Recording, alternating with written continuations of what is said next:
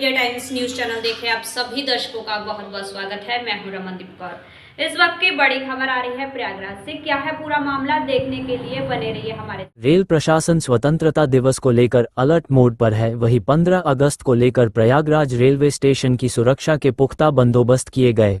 RPF के साथ साथ जीआरपी ने भी स्टेशन पर यात्रियों को जागरूक करने व चेकिंग अभियान पर युद्धस्तर से जोर दिया जा रहा है। डॉग स्क्वाड व अन्य संसाधन के साथ चेकिंग अभियान चलाया गया।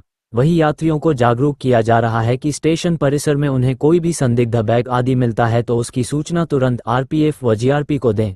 वही चेकिंग अभियान का मुख्य उद्देश्य यात्रियों की सुरक्षा और सुरक्षित यात्रा का है। प्रयागराज में स्वतंत्रता दिवस से पहले जहां आज रेलवे के द्वारा चेकिंग की जा रही है, आपको बता दें कि आरपीएफ के द्वारा यहां पर चेकिंग अभियान चलाया जा रहा है। डॉग स्क्वाड है और बम स्क्वाड है और साथ ही यहां पर सुरक्षा के दृष्टिगत ये पूरी चेकिंग अभियान चलाया गया है, क्योंकि स्वतंत्रता दिवस कल है और इसकी पूर्व ऐसे में चेकिंग चलाया जा रहा है। हमारे साथ आरपीएफ के इंस्पेक्टर अमित कुमार मीणा जी, आज किस तरह का ये अभियान चलाया जा रहा है स्वतंत्रता दिवस के मद्देनजर पूरे देश में क्या कहते हैं हाई अलर्ट चेकिंग की जा रही है और हमारी पीसीसी महोदय और सीनियर डीसी प्रयागराज सर द्वारा लगातार निर्देशित किया गया है कि आप स्टेशन पर लगातार चेकिंग करिए, डॉग स्क्वाड को साथ में लीजिए, जीआरपी को साथ में लेकर चेकिंग कीजिए। तो उसी आदेश की अनुपालना में आरपीएफ प्रयागराज द्वारा स्टेशन पर क्या कहते हैं वेटिंग हॉल्स में, पार्सल्स में, पार्किंग एरिया, ट्रेन में लगातार चेकिंग हम लोग कर रहे हैं और ये सुनिश्चित कर रहे हैं कि यात्रियों की सुरक्षा में कोई चूक ना हो। तो देखिए, यात्रियों की सुरक्षा को देखते हुए और 15 अगस्त का जो राष्ट्रीय पर्व स्वतंत्रता दिवस है उसको लेकर ये पूरी आरपीएफ की तैयारी की जा रही है। आपको दिखा रहे हैं अमित कुमार मीणा के नेतृत्व में ये पूरा चेकिंग अभियान चलाया गया है, जिसमें पुलिस बल जो है, रेलवे सुरक्षा बल यहाँ पर मौजूद है और साथ ही चेकिंग करा रहा है और यात्रियों की सुरक्षा के लिए व्यापक इंतजाम किए जा रहे हैं, क्योंकि किसी प्रकार की उनको असुविधा ना हो। और ऐसे में डॉग स्क्वाड के लोग लगातार यहाँ पर चेकिंग कर रहे हैं। जर्नलिस्ट सामू कुशवाहा के संग सैयद मोहम्मद आमिर, प्रयागराज। समाजवादी पार्टी ने बागी रुख अपनाने वाली विधानसभा में मुख्यमंत्री योगी आदित्यनाथ की खुलकर तारीफ करने राज्यसभा चुनाव में क्रॉस वोटिंग और पहले बीजेपी प्रत्याशी के लिए प्रचार करने के आरोप में सपा से विधायक पूजा पाल को निष्कासित किया गया। पूजा पाल ने सदन में अतीक अहमद को लेकर सीएम की जीरो टॉलरेंस नीति का समर्थन किया था, जिससे सपा नेतृत्व नाराज था। वहीं प्रदेश महासचिव लल्लन राय ने बताया कि पूजा पाल गद्दार है, नेता है। बताया है कहां पूजा पाल के पति राजू पाल हों या अतीक अहमद, दोनों अपराध की दुनिया से थे और वर्चस्व की लड़ाई थी, जिसके बाद राजू पाल की हत्या से उन्हें सिंपैथी मिली। बसपा से विधायक बनी, किसी कारणवश में सपा में आई विधायक बनी, मगर जो राजनीतिक गुण होना चाहिए और जो ईमानदारी होनी चाहिए वह पूजा पाल में नहीं थी। साथ ही उन्होंने पूजा पाल पर निष्कासित होने के बाद जमकर हमला बोला है। पूजा पाल ने जिस तरह से आज सदन में चर्चा में उन्होंने कहा कि उनको भाजपा सरकार में न्याय मिला है और अतीक अहमद को मार दिया गया, इस तरह की जो उन्होंने बयान दिए, जिसके बाद समाजवादी पार्टी ने उन्हें पार्टी विरोधी गतिविधि में होने के कारण निकाल दिया है। फिलहाल हमारे साथ पूर्व मंत्री और पार्टी के महासचिव श्री लल्लन राय जी, हम उनसे बात कर लेंगे। मैंने ये बताइए, किस तरह से देखते हैं आप पूजा पाल को, जिस तरह से पार्टी ने निकाला, क्या कहें? देखिए, मैं आपको बता दूं, पूजा पाल जी जो उनके पति थे राजू पाल जी, सिंपैथी सबको थी, लेकिन जिन परिस्थितियों में हमेशा आप मान के चलें कि लड़ाई जो होती है, वर्चस्व की जो लड़ाई होती है, वो चाहे अतीक अहमद हो चाहे राजू पाल जी, ये दोनों लोग अपराध की दुनिया के थे और अपराध की दुनिया में रहते हुए ये मान के चलिए कि एक गुंडे ने एक गुंडे को खत्म किया, उसकी सिंपैथी मिली पूजा पाल जी को और बसपा से चुनाव लड़ी और विधायक हुई। इन्हीं कारणों से मायावती जी का भी दामन छोड़ करके समाजवादी पार्टी के दामन को थामने का काम किया। मैं ये कहना चाहता हूं कि आपके अंदर जो राजनीतिक गुण होना चाहिए, ईमानदारी होना चाहिए, वो ईमानदारी पूजा पाल में नहीं थी। पूजा पाल समाजवादी पार्टी के साथ आकर के चंद लाभ के चक्कर में जो उन्होंने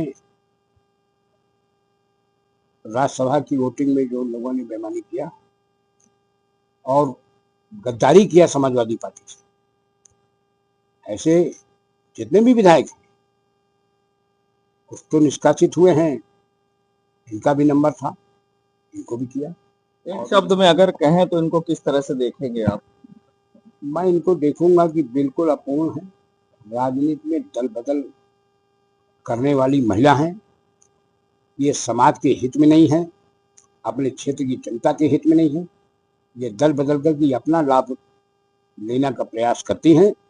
और सबसे बड़ी राजनीति में गद्दार शब्द के अलावा अब कोई शब्द बनता नहीं।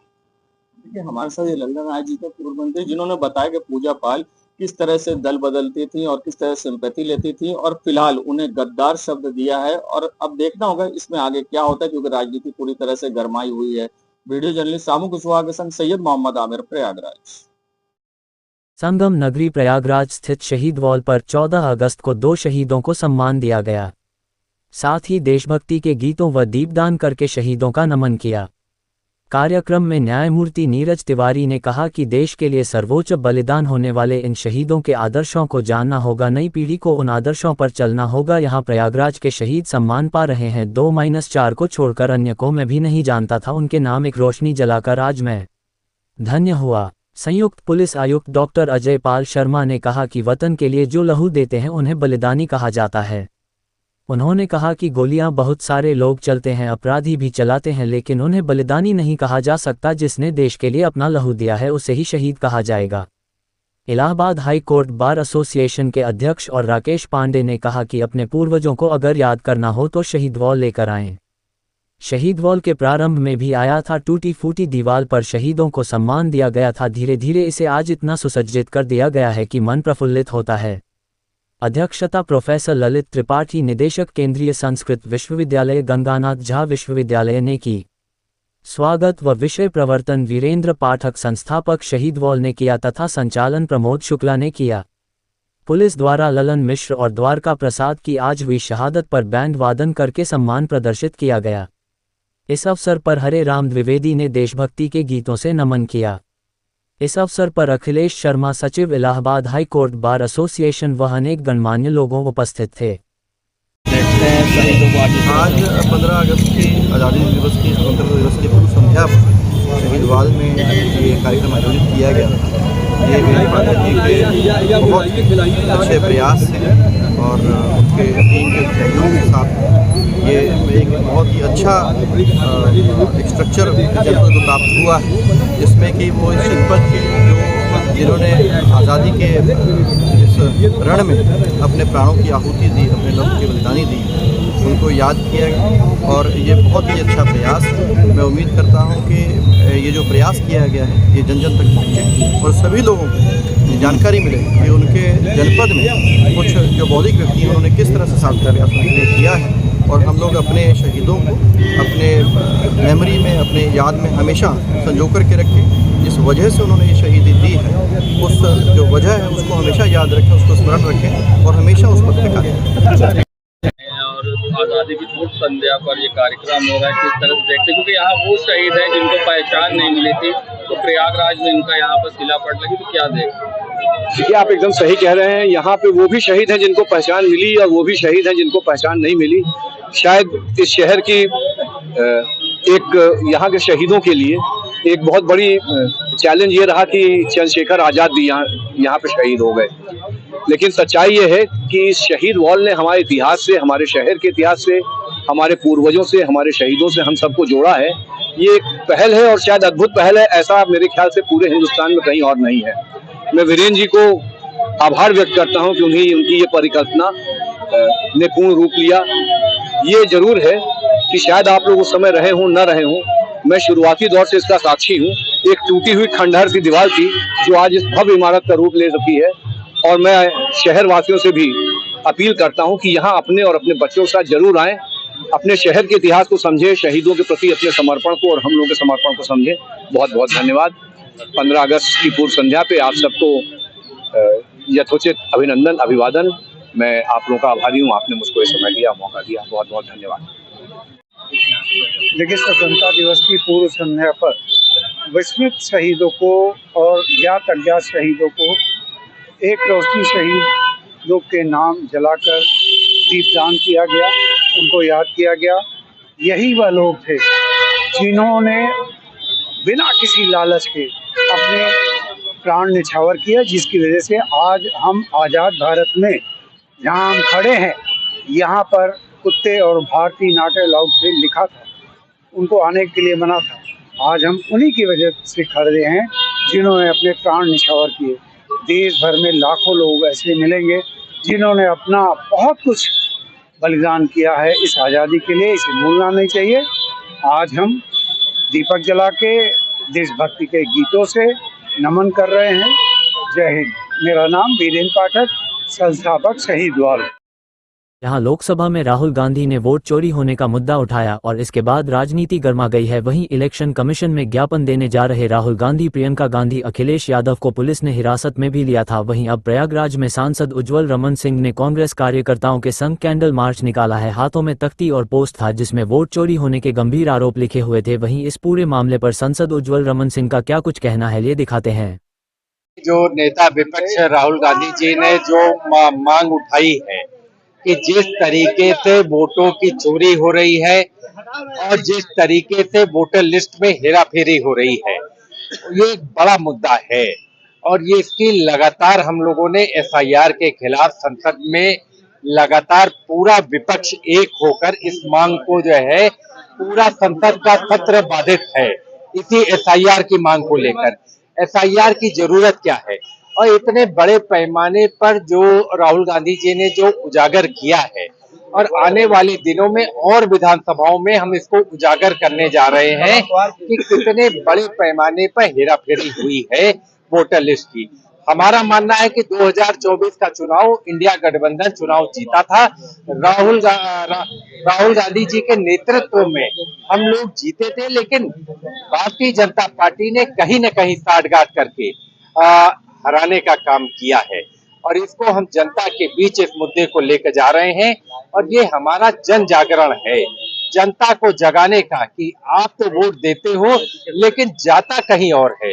तो इसलिए हम चुनाव आयोग को भी जो है ज्ञापन देने गए थे और सांसदों को भी रोका गया और आज जनता के बीच आज हम निकले हैं, जनता को जगा रहे हैं कि वोट तो आप हमको देते हो लेकिन कहीं न कहीं और चला जा रहा है। जिस बड़े पैमाने पर घपला हो रहा है, इस घपले को चुनाव आयोग को रोकना चाहिए, संज्ञान लेना चाहिए और अगर कहीं पर भी कोई त्रुटि है उस त्रुटि को दूर करना चाहिए।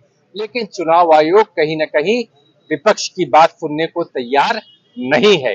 इसी के लिए यही मुद्दा हमारा है कि जिन लोगों ने वोट की चोरी की है वो अब गद्दी छोड़ें। अब गद्दी छोड़ने का वक्त आ गया है। जिन लोगों ने आज का मुद्दा हमारा यही है कि लोगों को जन जागरण करके जगाने का काम हम करने जा रहे हैं। सब लोग प्रयागराज स्थित मोतीलाल नेहरू राष्ट्रीय प्रौद्योगिकी संस्थान का 22वां दीक्षांत समारोह शनिवार 16 अगस्त को आयोजित होगा। दीक्षांत समारोह में कुल छात्र छात्राओं को 1569 डिग्रियां प्रदान की जाएंगी। दीक्षांत समारोह में बीटेक के 1032, एमटेक के 267, एमसीए के 114, एमबीए के 62, एमसीए के 23 और पीएचडी के 71 छात्र छात्राओं को उपाधियां प्रदान की जाएंगी। इसमें बीटेक में 820 पुरुष, 212 महिला, पीजी कोर्सेज में 352 पुरुष, 114 महिला और पीएचडी कोर्सेज में 47 पुरुष और 24 महिला विद्यार्थियों को उपाधि प्रदान की जाएगी। इसके अलावा दीक्षांत समारोह में डीएएसए के माध्यम से प्रवेश पाने वाले 51 विदेशी छात्रों, जिनमें 52 पुरुष 9 महिलाएं शामिल हैं, उपाधियां हासिल करेंगे। दीक्षांत समारोह में सर्वश्रेष्ठ छात्र छात्राओं को मेडल दिए जाएंगे।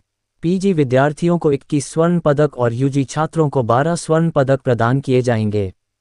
इन स्वर्ण पदकों के अलावा संकाय, पुराछात्रों और उद्योगों द्वारा आयोजित 13 स्वर्ण पदक भी छात्र छात्राओं को उनके उत्कृष्ट प्रदर्शन के लिए दिए जाएंगे। मोतीलाल नेहरू राष्ट्रीय प्रौद्योगिकी संस्थान के निदेशक प्रोफेसर रमाशंकर वर्मा के मुताबिक दीक्षांत समारोह में इसरो के अध्यक्ष और अंतरिक्ष विभाग के सचिव डॉक्टर वी नारायण मुख्य अतिथि के तौर पर दीक्षांत भाषण देंगे। वहीं एग्जीक्यूटिव कमेटी के अध्यक्ष डॉक्टर विवेक लाल ऑनलाइन माध्यम से दीक्षांत समारोह की अध्यक्षता करेंगे। कितने विद्यार्थियों को इसमें उपाधियां प्रदान की जाएंगी सर? देखिए, ये हमारा 22वां एनुअल कन्वोकेशन है जो कि 16 अगस्त 2025 को होना है, डे आफ्टर टुमारो। और इसमें हमारे जो चीफ गेस्ट हैं प्रोफेसर नारायणन है, चेयरमैन इसरो के हैं और हमारे जो गेस्ट ऑफ ऑनर हैं प्रोफेसर अनिल शास्त्री जी, उनके साथ में हमारे जो चेयरमैन हैं विवेक लाल जी हैं। हमारे यहाँ करीब 920 डिग्रियाँ दी जाएंगी और करीब 50-51 जो हैं वो गोल्ड मेडल दिए जाएंगे उसमें। सर इसके अलावा अगर बात करें तो इस संस्थान में जो प्लेसमेंट है उसका क्या रिकॉर्ड रहा है? प्लेसमेंट में हमने जैसे आपको बताया था पहले भी कि इसमें 92% प्लेसमेंट हुआ है हमारे का, और मिनिमम पैकेज 20 है और मैक्सिमम 70 हुआ है लैक्स के आसपास। नए कोर्सेज क्या सर? नए कोर्सेज में हम लोगों ने बहुत सारे 2-3 एमटेक के प्रोग्राम रखे हैं। जैसे फार्मास्यूटिकल इंडस्ट्री के लिए हमने एक प्रोग्राम डिपार्टमेंट बायोटेक्नोलॉजी में हो रहा है, मैथमेटिक्स में हो रहा है, इलेक्ट्रिकल इंजीनियर्स में हो रहे हैं, और एक हम नया बीटेक प्रोग्राम करने जा रहे हैं नेक्स्ट ईयर से एरोस्पेस इंजीनियरिंग में, बिकॉज किसी भी NITs में भी एरोस्पेस इंजीनियरिंग नहीं है। So this will be unique for us. तो ये किस तरह से मदद करेगा एरोस्पेस? देखिए हमारे यहाँ क्या होता है कि आप जानते हैं कि इतनी ज़्यादा एरोस्पेस इंडस्ट्री ग्रो कर रही है, उनके लिए हमें टेक्नीशियन चाहिए, पायलट चाहिए, इंजीनियर्स चाहिए, हमें मेंटेनेंस का स्टाफ चाहिए। तो हमारे लिए तो बहुत अपॉर्चुनिटी है इस क्षेत्र में कि जो हमारा जो एविएशन सेक्टर है वो कम से कम नहीं तो अगर आप देखें तो 40 दशकों में कम से कम 100 गुना बढ़ा है। और प्रयागराज में देख लीजिए कि इस समय जो एयरपोर्ट है वो वर्ल्ड क्लास बन गया है। तो आज नहीं तो कल पीपल यूज़ करेंगे जैसे सुविधाएं बनेंगी। तो हमें उत्तर प्रदेश को देखते हुए भी जहाँ पे सबसे ज़्यादा एयरपोर्ट हैं इस समय हैं, तो हमें तो एक ऐसा इंस्टीट्यूशन चाहिए कि हम उनकी नीड को कैटर कर सकें। हमें टेक्नीशियन चाहिए, इंजीनियर्स चाहिए, तो उन सब के लिए और कोर्स चाहिए मतलब जानने के लिए। अभी तो हमारे पास सबसे बड़ी प्रॉब्लम हमारे हिंदुस्तान में कोई मेंटेनेंस हैंगर नहीं है एयरक्राफ्ट्स के लिए। तो उसके लिए तो इंजीनियर्स यानी हाईली टेक्निकल इंजीनियर की ज़रूरत है, तो ये कोर्स उसमें मदद करेगा। Thank you sir. प्रयागराज में स्वतंत्रता दिवस की पूर्व संध्या 14 अगस्त विभाजन विभीषिका स्मृति दिवस 2025 के अवसर पर भारतीय जनता पार्टी कार्यालय सुभाष चौराहे तक सांसद प्रवीण पटेल के नेतृत्व में मौन जुलूस निकाला गया। 14 अगस्त को पाकिस्तान ने भारत के हिस्से को बांटा था और 14 अगस्त को पाकिस्तान अपनी आज़ादी मनाता है, तो इसी दिन को भारतीय जनता पार्टी के द्वारा विभाजन विभीषिका के रूप मनाते हुए मौन जुलूस निकाला गया। आज मौन जुलूस निकाला गया है, क्या कहना है आपका? आज 14 अगस्त को देश के लिए आज का दिन बहुत ही त्रासदी वाला दिन हुआ था। आज़ादी के एक दिन पहले लाखों की संख्या में देश दुनिया की खबरों के लिए world media times news channel को सब्सक्राइब करें।